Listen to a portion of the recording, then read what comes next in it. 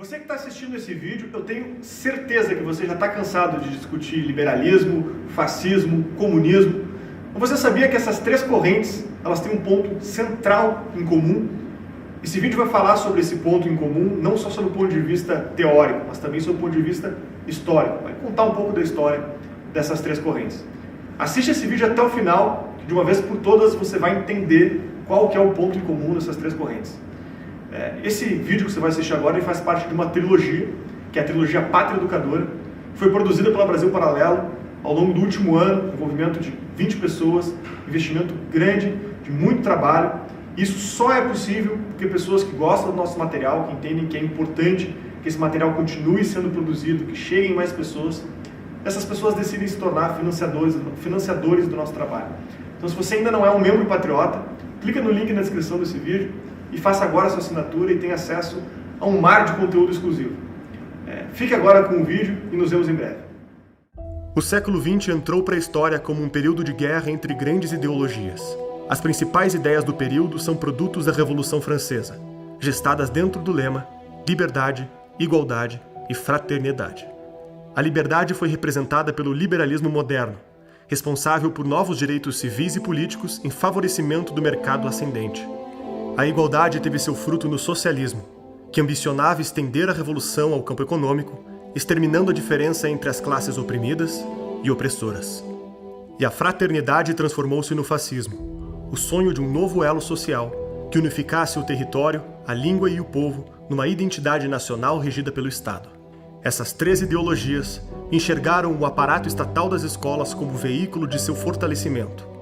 O liberalismo cria mão de obra e desenvolvimento. O socialismo, a desalienação das massas e o engajamento no movimento revolucionário. E o fascismo, fortalecer a unidade nacional por meio da subordinação aos grandes líderes. Em primeiro lugar, a gente precisa distinguir o que é o fascismo enquanto regime político, enquanto prática política, do que é o fascismo enquanto discurso ideológico. Se você pegar assim, o discurso ideológico fascista, o grande livro sobre o discurso ideológico fascista é o do historiador israelense Zeev Sternhell. Ele escreveu um livro sobre o fascismo francês, o livro chama-se Nem Direita Nem Esquerda, o fascismo francês. Então, só para você ver como a coisa é meio complicada. Então, ele estuda o fascismo não como regime, mas apenas como discurso ideológico. Então, enquanto discurso ideológico, o fascismo aparece numa corrente que nós podemos dizer que é anti-iluminista, uma corrente um pouco romantista, anti-iluminista. Remonta, então, ao começo do século XIX, prezando, então, as identidades nacionais, as tradições nacionais, as línguas nacionais, etc. Começou assim o negócio. Mas o que isso tem a ver com o regime fascista? Absolutamente nada. Porque o regime fascista, ele não surge desta fonte ideológica. Ele surge, como eu já disse, de uma cisão dentro do movimento revolucionário, onde vários teóricos fascistas, que depois ficaram famosos como teóricos fascistas, como Enrico Corradini, levantaram o problema de se a classe social proletária podia ser o agente da Revolução Mundial. E chegaram à conclusão de que ela não podia. Por quê? Porque não existe proletário mundial, só existe proletário nacional. Quer dizer, a condição do proletário é definida pela condição econômica nacional. E se o sujeito proletário sai de um país, ele não vai ser necessariamente um proletário no vizinho, ele vai ser um lumpenproletário, vai chegar lá como um mendigo. Para ele conseguir se encaixar no proletariado de uma outra nação é um osso, Então, não há uma identidade internacional do proletariado, só a identidade nacional. Então, eles diziam que o agente da revolução não é a classe social, mas a nação. Então, a luta não é entre proletários e burgueses, mas entre nações proletárias e nações burguesas. Ora, quem assumiu essa postura foi o movimento comunista. A partir do fim da Segunda Guerra, todo o movimento terceiro-mundista criado por Stalin usou exatamente esse discurso. São as nações pobres contra as nações ricas.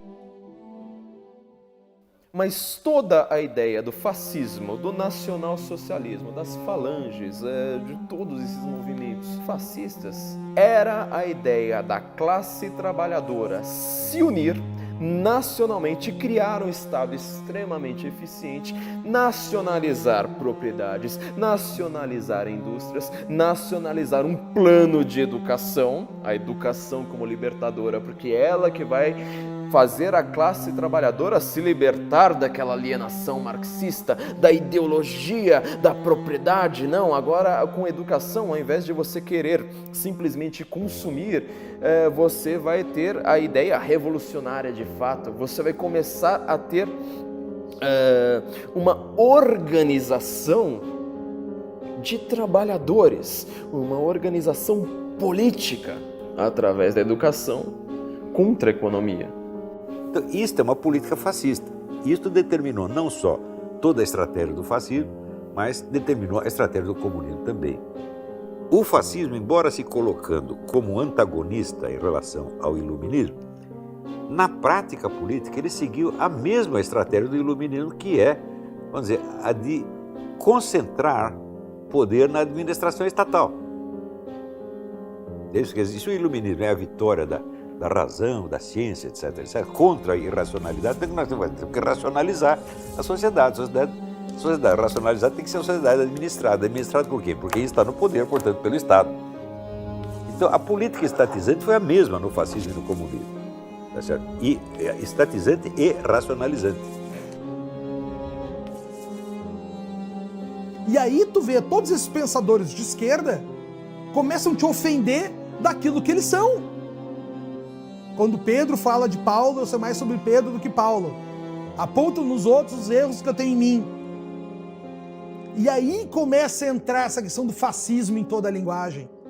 No Brasil, todos os nomes de correntes ideológicas são usados assim como eufemismos para encobrir meras antipatias ou meros desejos ou meras disputas de grupinhos. Os rótulos ideológicos também são usados apenas como armas de propaganda.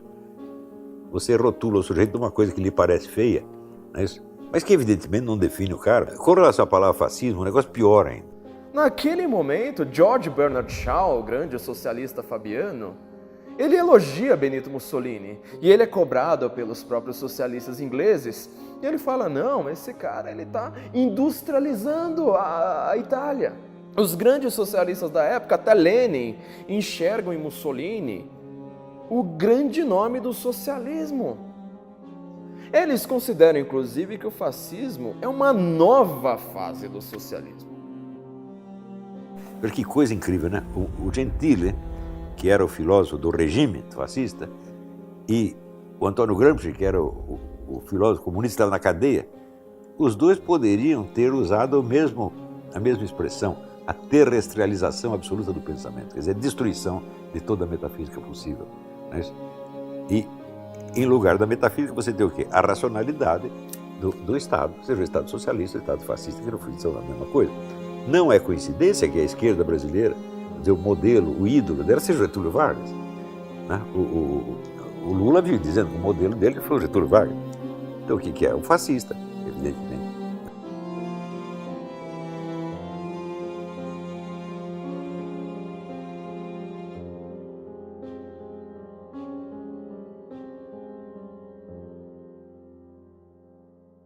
Com apenas R$10 por mês você se torna um membro patriota e tem acesso à versão completa da trilogia A Pátria Educadora, livre de anúncios e muito mais. Entre no nosso site agora e torne-se membro.